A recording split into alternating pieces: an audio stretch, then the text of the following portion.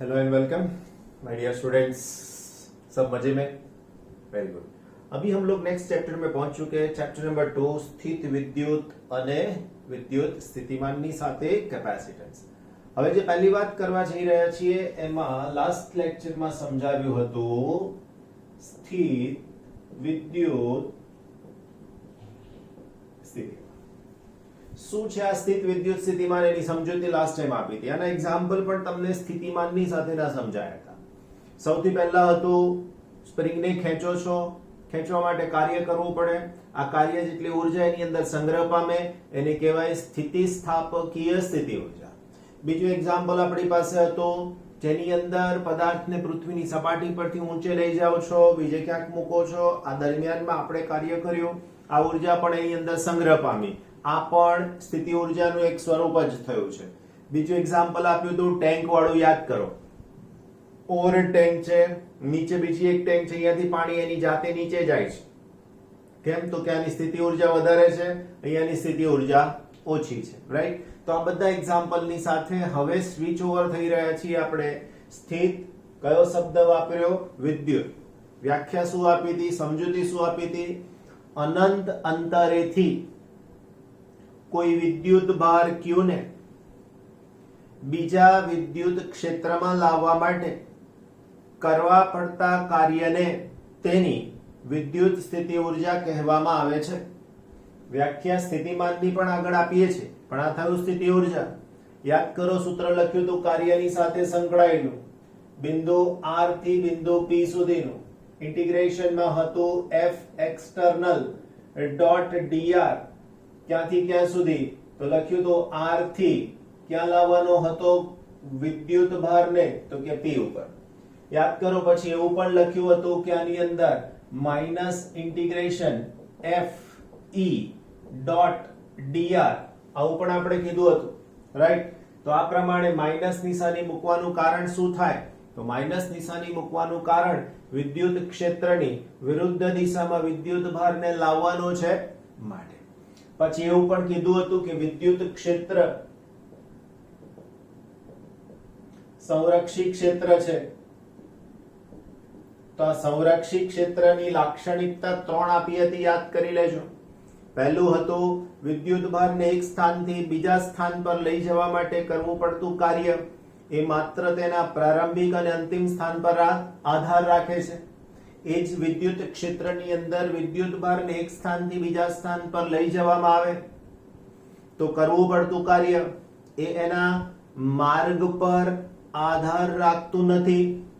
છેલ્લી બાબત હતી કોઈ વિદ્યુત ભારને બંધ માર્ગ પર કાર્ય કરાવીએ, સ્થાનાંતર કરાવીએ તો એ દરમિયાનમાં થતું કાર્ય શૂન્ય થાય છે। એના પછી આપણે એવું સ્પષ્ટ સમજાવ્યું હતું કે વિદ્યુત સ્થિતિ ઉર્જાનું નિરપેક્ષ મૂલ્ય મહત્વનું નથી, એનો ફેરફાર, એનો તફાવત જ મહત્વનો છે। એના પછીની આગળના સ્ટેજની વાત કરી હતી જેમાં કીધું હતું બિલકુલ ક્લિયરલી કે જો આપણે આ જ વાતને આગળ વધારવાની થાય તો આ કાર્ય એ આ બળના સૂત્ર કે જેની અંદર હું લખીશ minus integration q e dr પર આધારિત છે। એનો મતલબ કે વિદ્યુત ભારના સમપ્રમાણમાં છે। જેટલો વિદ્યુત ભાર વધારે એટલું આ કાર્ય પણ વધારે। એટલે આપણે આ કાર્યને, એનો મતલબ કે સ્થિતિ ઉર્જાને જો વિદ્યુત ભારથી સ્વતંત્ર કરવી હોય તો શું કરવું જોઈએ? તો યાદ કરો, સૂત્ર હતું p minus r is equal to જેને આપણે ડેલ્ટા u કહેતા હતા એને જો તમે q વડે ભાગી નાખશો તો આ તમને મળી શકશે vp માઈનસ vr। એનો મતલબ કે p થી r બિંદુના સ્થિતિમાનના તફાવતની વાત હતી। વિદ્યુત સ્થિતિમાનની સાથે સાથે વિદ્યુત ઉર્જાનું મૂલ્ય શૂન્ય સંદર્ભ કોને લેવો એના માટેની વાત કરી હતી। તો આ સંદર્ભ સ્થાન એવું લેવું જોઈએ કે જ્યાં એની સ્થિતિ ઉર્જા સૌથી ઓછામાં ઓછી, ધેટ મીન્સ 0। તો આ સ્થિતિ ઉર્જા અને સ્થિતિમાન શૂન્ય ક્યાં મળશે? તો કે સ્થિતિ ઉર્જા અને સ્થિતિમાન એ શૂન્ય આપણને અનંત અંતરે મળશે। એનો મતલબ કે આ જે બિંદુ r છે એ ક્યાં લેવાનું રહેશે? હવે આપણે અનંત અંતરે। એટલે આ ચેપ્ટરની અંદર સ્થિતિ ઉર્જા શૂન્ય એવો વર્ડ જ્યાં વપરાય ત્યાં બધે જ એક જ વસ્તુ યાદ રાખવાની કે છે ક્યાં આગળ તો કે અનંત અંતરે. ક્લિયર? આટલે સુધી આ હતું રિવિઝન જૂની બાબતો. હવે નવું સમજવાનો પ્રયત્ન કરીએ આજની એક થિયરી. ઓકે, હવેનો ટોપિક છે આપણી પાસે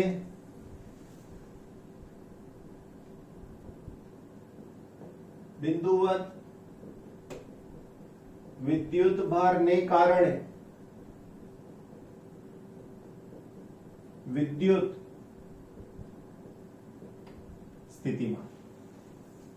આનું સૂત્ર ચેપ્ટરની અંદર બહુ બધી વખત ઉપયોગમાં આવશે.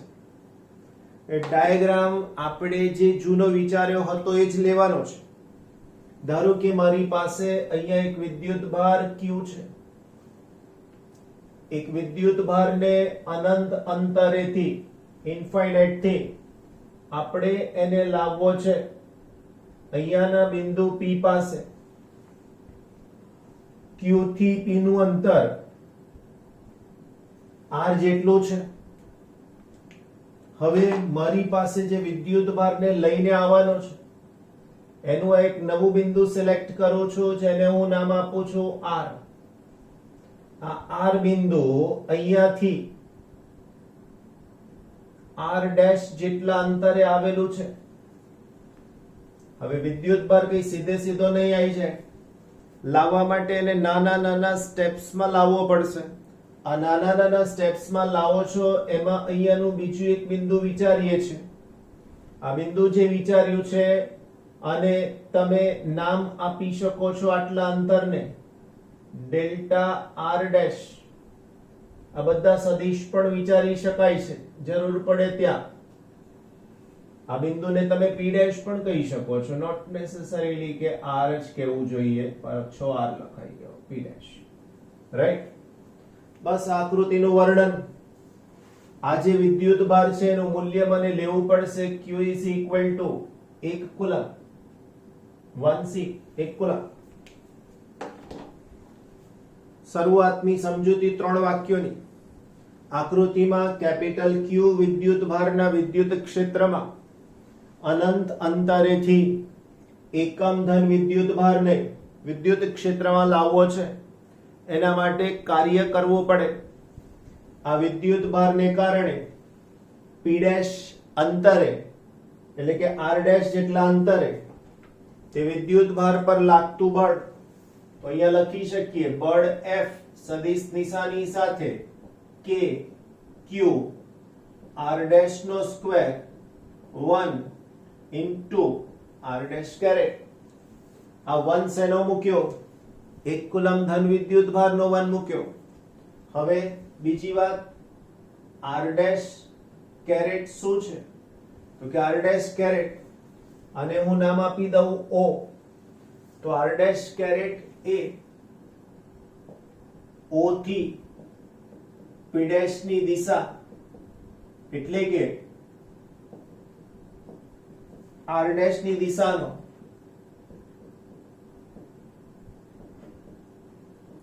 એકમ સદિશ છે. રાઈટ? હવે જો આ એકમ સદિશ છે તો એને આપણે આવી રીતે બતાવ્યો છે. આ સૂત્રમાંથી 1 કાઢવા હોય તો નીકળી જાય. તો માટે F is equal to KQ R dash square into R caret. એકમ ધન વિદ્યુત ભારને ક્યાંથી લાવવાની વાત થઈ તો કે હવે R dash થી R dash plus delta R dash અંતરે લાવવા માટે કાર્ય એકમ ધન વિદ્યુત ભારને R dash થી R dash plus delta R dash અંતરે લાવવા માટે કાર્ય. તો હવે મને અહીંયા કાર્ય જોઈએ છે નાના સ્થાનાંતર માટે. તો delta W is equal to F સદિશ ડોટ ડેલ્ટા R dash સદિશ માઈનસ નિશાનીની સાથે. આ માઈનસ નિશાની કેમ મૂકવામાં આવી તો બંનેની દિશા પરસ્પર વિરુદ્ધ થઈ શકે છે માટે. સદિશની નિશાની કાઢી શકો છો તમે ઇઝ ઇક્વલ ટુ, કારણ કે માઇનસ નિશાની આપણે પહેલેથી જ લઈ લીધી છે, કેની જગ્યાએ kq અપોન r ડેશ નો સ્ક્વેર, r કેરેટ કાઢી નાખવાની વાત થઈ, dot delta r dash minus નિશાની. તો આ સૂક્ષ્મ સ્થાનાંતર માટે કાર્ય થયું. આ ઋણ નિશાનીનો મતલબ મેં તમને સમજાવવાની કોશિશ કરું, બે રીતે સમજાવાય. વિદ્યુત ક્ષેત્રામ સ્થાનાંતર આ તરફ, બેની દિશા પરસ્પર વિરુદ્ધ, એટલે બળ અને સ્થાનાંતરની દિશા વિરુદ્ધ થઈ, એટલા માટે આ લખ્યું માઇનસ. બીજું, તમે અહીંથી અહીંયા આવો છો, આખું અંતર r ડેશ છે, આ અંતર ઘટ્યું કહેવાય, પણ ઘટાડો લેવાને બદલે આપણે અહીંયા પ્લસ લીધું છે, જે યોગ્ય ના કહેવાય. એટલા માટે આપણે અહીંયા આ પ્લસ ની જગ્યાએ શું કરવું પડે, માઇનસ, એટલા માટે માઇનસ નિશાની લીધી છે. ક્લિયર આટલી વાત? હવે આગળ કુલ કાર્ય શોધવા માટે શું કરીશું? તો લખી શકીએ અહીં કુલ કાર્ય W is equal to, ક્યાંથી ક્યાં લાવવાનું વિદ્યુત ભારને? અનંત અંતરેથી બિંદુ P પાસે, તો W is equal to આમાંથી minus kq upon minus kq ને બહાર લઈએ, integration infinite to r 1 upon r dash નો સ્ક્વેર ઇન્ટુ dr dash. હવે આનું સંકલન શું થશે તે જવાબ આપીએ. માઇનસ kq આનું સંકલન minus 1 upon r dash, r infinite થી ક્યાં સુધી? તો ક્યાં સુધી? માઇનસ અને માઇનસ પ્લસ, તો કાર્યનો જવાબ w is equal to kq 1 upon r infinite to r, kq 1 upon r minus 1 upon infinite is equal to kq by r. માટે આ કાર્ય એ જ આપણા માટે સ્થિતિમાન છે, તો અહીંયા w ની જગ્યાએ હું v લખું, v as a function of r પણ લખી શકાય, ના લખો તોય વાંધો નથી, is equal to kq by r. તો આ થઈ ગયું r અંતરે સ્થિતિમાન. રાઈટ? બીજી વાત કરીએ. હવે આ સંકલન કેવી રીતે થયું એનો તમને જસ્ટ ઇન્ફોર્મેશન આપી દઉં. મારી પાસે સૂત્ર છે ઇન્ટિગ્રેશન 1 upon r dr. હવે મને આનું સંકલન કરવું છે, સ્ક્વેર છે આપણી પાસે ને, કારણ કે અહીંયા સંકલનમાં સ્ક્વેર છે, હું ડેશ લેતો નથી, સ્ક્વેર dr. તો સૌથી પહેલા r રેઝ ટુ -2 અને dr. -2 ને તમે જવા દો, ઘાતને સામાન્યમાં -2 + 1 upon -2 + 1, r raise to -1 1 upon r, પણ કેવા? માઇનસ. તો આ આન્સર આપણને મળ્યો આનો. થઈ ગયું? બીજી વાત, જો વિદ્યુત ભાર Q greater than 0, તો V ધન, એટલે વિદ્યુત સ્થિતિમાન ધન. જો વિદ્યુત ભાર Q less than 0, તો V ઋણ મળે છે. મતલબ જો આ ધન હોય તો એનું સ્થિતિમાન ધન, અને ઋણ હોય તો સ્થિતિમાન ઋણ. જો આ ધન છે અને આ વિદ્યુત ભારને લાવો છો, તો કાર્ય આપણે કરવું પડે, એટલે આ ખસેડવા માટેનું કાર્ય આપણે કરી રહ્યા છીએ. પણ જો આ ધન છે અને આ ઋણ છે, તો કાર્ય આપણે જે કરીએ છીએ એના કરતા આકર્ષણ બળ જે કાર્ય કરે છે એ વધારે હોય છે.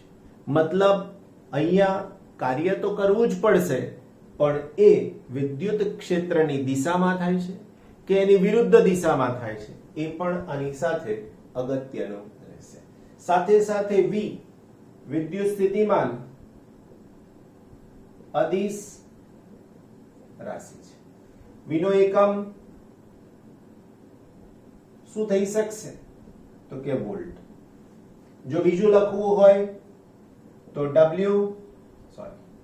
V is equal to W by Q.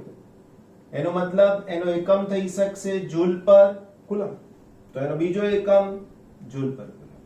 આના ઉપરથી પારિમાણિક સૂત્ર પણ બનાવાય. જૂલનું પારિમાણિક સૂત્ર m1L2T-2 coulomb A1T1 Q is equal to IT પરથી. તો આનું પારિમાણિક સૂત્ર m1L2T-3 એ -1. બીજી એક અગત્યની બાબત, બિંદુવત વિદ્યુત ભારને કારણે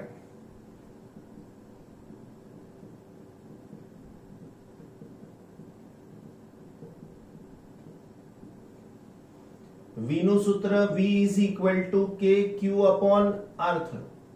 એવું E નું સૂત્ર KQ upon R dash નો સ્ક્વેર થાય, સોરી R નો સ્ક્વેર થાય. રાઈટ? કેવા શું માંગીએ છે?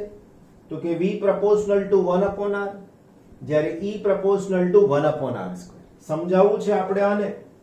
અહીંયા હું લખી શકું V proportional to 1 upon R અને E proportional to 1 upon R square. આનો આલેખ દોરવો છે મને. y અક્ષ પર હું પહેલા આલેખ દોરું છું V નો અને એની સાથે અહીંયા લઉં છું અંતર. એના પછી હું આલેખ દોરીશ R નો. હવે તકલીફ ક્યાં થવાની તે જુઓ. જો R બરાબર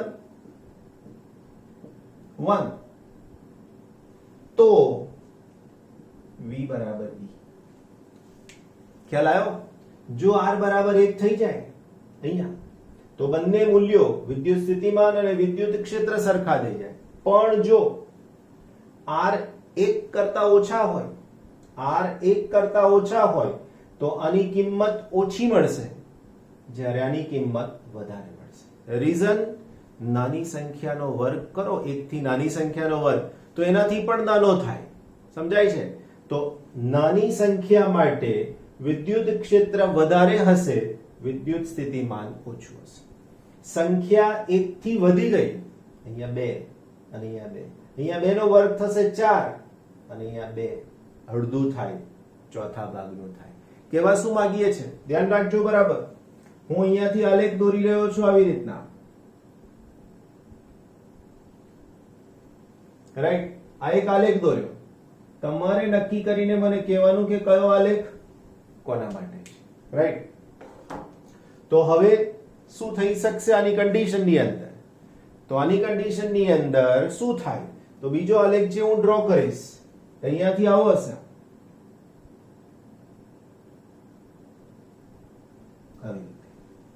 અહીંયા બંને આલેખ ભેગા થઈ ગયા. એનો મતલબ કે આ કિંમત R બરાબર 1 છે. કયો આલેખ વિદ્યુત ક્ષેત્ર બતાવશે અને કયો આલેખ તમને આની અંદરથી સ્થિતિમાન બતાવશે, નક્કી કરી અને કહેવાનું રહેશે. એની પણ સમજૂતી છે, તમારી જાતે તમે વિચારીને લખવાની. ક્લિયર? પ્રશ્ન શું હતો આપણો? બિંદુવત વિદ્યુત ભારને કારણે વિદ્યુત સ્થિતિમાન સમજાવવાનું હતું. Get it clear?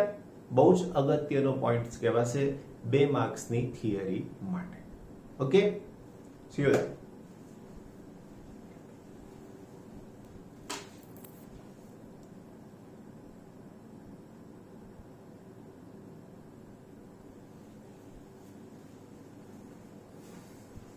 નેક્સ્ટ આપણી પાસે ઉદાહરણ નંબર 2.1.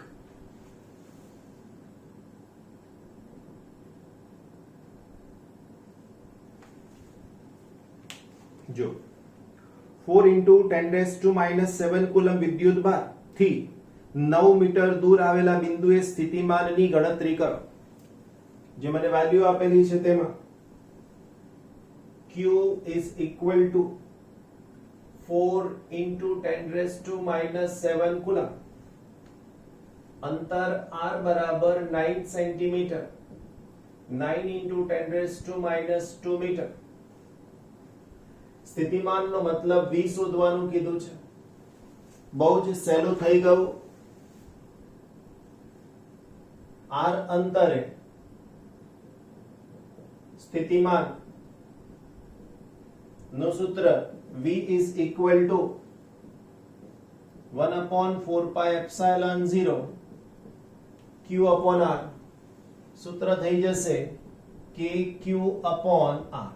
K લખવાથી ફાયદો થાય, V is equal to K ની કિંમત 9 into 10 raised to 9 Q 4 into 10 raised to minus 7 અને R 9 into 10 raised to minus 2 9 cancel minus 2 ઉપર જશે તો વિદ્યુત સ્થિતિમાન V નો જવાબ 4 into 10 raised to minus 2 ઉપર જશે 7 અહીંયાથી 2 અને બીજા 2 10 ની 4 ઘાત વોલ્ટ આન્સર થઈ શકશે સીધા answer 4 into 10 raised to 4 volt થઈ શકશે બીજું શોધવાનું કીધું છે બી તે પરથી 2 into 10 raised to minus 9 coulomb વિદ્યુત ભારને અનંત અંતરેથી બિંદુ P પર લાવવા માટે કરેલા કાર્યની ગણતરી કરો શું જવાબ વિદ્યુત ભારને જે માર્ગે લાવવામાં આવે છે તેના પર આધારિત છે હા કે ના પ્રશ્નનો જવાબ આપવાનો સમજાવવાનો હવે વિદ્યુત ભારને અનંત અંતરેથી લાવતા થતું કાર્ય આપણે અહીંયા લખીએ Q વિદ્યુત ભારને તો W is equal to સૂત્ર છે V into Q હવે આપણી પાસે V ની કિંમત 4 into 10 raised to minus 4 કેટલો વિદ્યુત ભાર લાવવાનો કીધો છે 2 into 10 raised to minus 7 plus 4 છે 2 into 10 raised to minus 7 નથી 2 into 10 raised to minus 9 coulomb તો આનો જવાબ W is equal to 8 into 10 raised to 4 અને minus 9 minus 5 જૂલ આન્સર થઈ શકશે તો આન્સર શેનો મળ્યો કાર્યનો બરાબર બીજું કીધું છે આ કાર્ય એ માર્ગ પર આધાર રાખે છે આપણો જવાબ હશે ના કેમ માર્ગ પર આધાર રાખતું નથી તો રીઝન વિદ્યુત ક્ષેત્ર સંરક્ષિત ક્ષેત્ર છે આવા સંરક્ષિત ક્ષેત્રમાં વિદ્યુત ભારને સ્થાનાંતર કરાવતા થતું કાર્ય એ માર્ગથી સ્વતંત્ર છે આવું કારણ લખી શકો અથવા તો તમે બીજું પણ વિચારી શકો કે અહીંયા આપણો આ પહેલો વિદ્યુત ભાર Q છે આપણે સ્થિતિમાન શોધ્યું 9 સેન્ટીમીટર એટલે અહીંયા લખ્યું બિંદુ P 9 સેન્ટીમીટર અંતર હવે આને અનંત અંતરેથી લાવવાનો ઇન્ફાઇનાઇટ થી તો આમ સીધા લાવો તો પ્રશ્ન નથી પણ તમે ગમે તે માર્ગે લાવો આમથી આમાં તો અહીંયા ધારો કે હું સ્વીકારું તો આનું વિદ્યુત ક્ષેત્ર અહીંથી આ દિશામાં હવે તમે આના બે ઘટક લઈ શકો એક વિદ્યુત ક્ષેત્રને લંબ ઘટક અને બીજો વિદ્યુત ક્ષેત્રને સમાંતર ઘટક આવા બે ઘટકમાંથી લંબ ઘટક ને કારણે જે કાર્ય મળે એ કાર્ય શૂન્ય થઈ જાય માત્ર કોણ કાર્ય કરશે તો કે વિદ્યુત ક્ષેત્રને સમાંતર હોય તે કારણ ખૂણો 0 થવો જોઈએ કાં તો ખૂણો 180 થવો જોઈએ ટૂંકમાં લંબ ઘટક કાર્ય આપતો નથી સમાંતર ઘટક કાર્ય આપે છે સમજાઈ ગઈ વાત એકદમ સહેલો દાખલો છે ઉદાહરણ 2.1 નો બરાબર ને